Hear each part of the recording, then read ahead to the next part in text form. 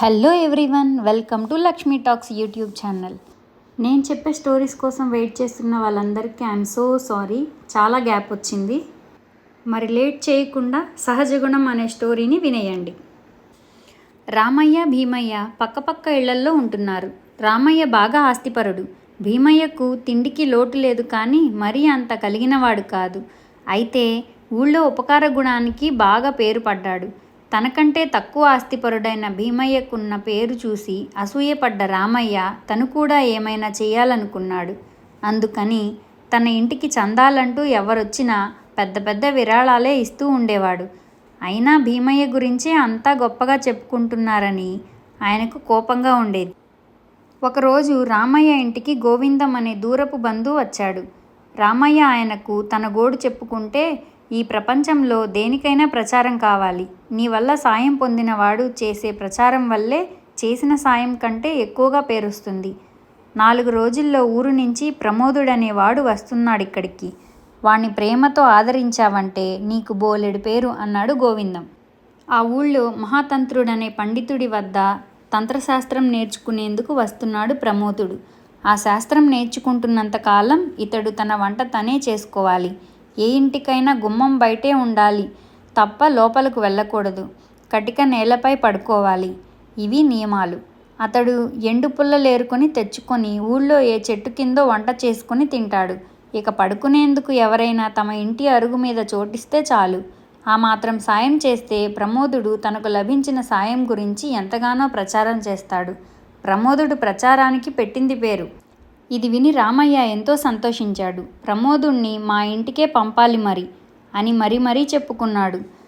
గోవిందం సరేనని ఆ ఊళ్ళో తన పని పూర్తి చేసుకొని వెళ్ళిపోయాడు. అన్న రోజుకు ప్రమోదుడు వచ్చి రామయ్యను కలుసుకొని, అయ్యా, మీ గురించి చాలా గొప్పగా విన్నాను. మీ ఇంటి నీడలో నా విద్యాభ్యాసం పూర్తయితే అది నా అదృష్టంగా భావిస్తానన్నాడు. ప్రమోదుడు ఉదయాన్నే లేచి నదీ తీరానికి వెళ్ళి కాలకృత్యాలు తీర్చుకొని స్నానం చేసేవాడు. ఆ తర్వాత ఏ చెట్టు కాయో కోసుకొని తిని కడుపు నింపుకునేవాడు.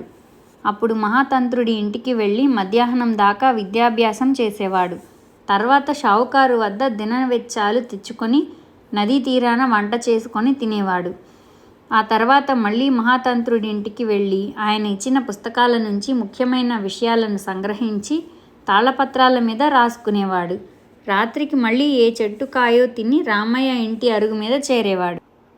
ఆ ఊళ్ళో ప్రతివాడు తమ ఇంటి అరుగుపై వెలిగించిన దీపాన్నుంచడం ఆచారం.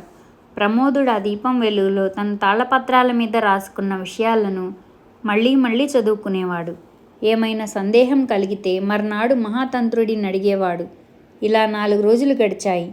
ప్రమోదుడి వల్ల తమకేమీ ఇబ్బంది లేకపోయినా అతడు తమ వల్ల చాలా లబ్ధి పొందుతున్నాడన్న భావం రామయ్య ఇంట్లో వారిలో పుట్టి పెరిగి పెద్దది కాసాగింది. ఊళ్ళో తనను గురించి ప్రమోదుడు గొప్పగా చెప్పడం లేదని రామయ్యకు అసంతృప్తిగా ఉంది. ఇంటి అరుగు మీద పడుకుంటూ ఇంటి వాళ్ళ పట్ల తగిన మర్యాద చూపడం లేదని రామయ్య భార్యకు చిరాగ్గా ఉంది. తాము పడుకునేలోగా ఇంటి అరుగు చేరి తమకు ఏవైనా కథలు చెప్పొచ్చు కదా అని రామయ్య పిల్లలు అనుకునేవారు. మరో వారం గడిచేసరికి రామయ్య ఉండబట్టలేక ఇంట్లో వాళ్ళందరి మనసుల్లోని మాటలను ప్రమోదుడికి చెప్పేశాడు. ప్రమోదుడు అందుకు ఎంతో నొచ్చుకొని, నాకిప్పుడు చదువు ధ్యాస తప్ప మరొకటి లేదు. అందువల్ల మీ మనసులు నొప్పించాను. తప్పకుండా నా తప్పులు దిద్దుకొని మిమ్మల్ని అందరినీ సంతోషపెడతాను. ఎవరింటి నీడలో ఉంటున్నానో వారి మనసులను తృప్తి లేకుంటే నా చదువు ఫలించదు అన్నాడు. ఆ రోజు నుంచి ప్రమోదుడు రామయ్య కుటుంబంతో కొంతసేపు కబుర్లు చెప్పసాగాడు. అలా 4 రోజులు గడిచాక ఆ ఇంటి వాళ్ళందరూ ప్రమోదుడికి ఏదో ఒక పని చెప్పసాగారు. రామయ్య వాణ్ణి పొలానికి పంపేవాడు. ఆయన భార్య దినవెచ్చాలు తెప్పించుకునేది. పిల్లలు నదీ తీరాన ఆటలాడించమనేవారు. అలా 2-3 రోజులు జరిగాక ప్రమోదుడికి చదువు దెబ్బతినేలా కనిపించింది. వాడు తనకెవరూ పనులు చెప్పినా సమయం చాలదనసాగాడు. రామయ్యకు కోపం వచ్చింది. దాన్ని దాచుకుంటూ ప్రమోదుడితో, అందరూ తమ ఇంటి అరుగుల మీద చిన్న దీపాలుంచితే మేము మా స్థాయికి తగ్గట్టు పెద్ద దీపాన్నుంచుతున్నాం. అది నీ చదువుకు బాగా కలిసొస్తున్నది. ఈ రోజు నుంచి ఆ దీపంలో చమురు ఖర్చంతా నువ్వే భరించాలి అన్నాడు. చదువుకున్నంతకాలం రోజుకింతకంటే ఎక్కువ ఖర్చు చేయరాదని ప్రమోదుడికి నియమమున్నది.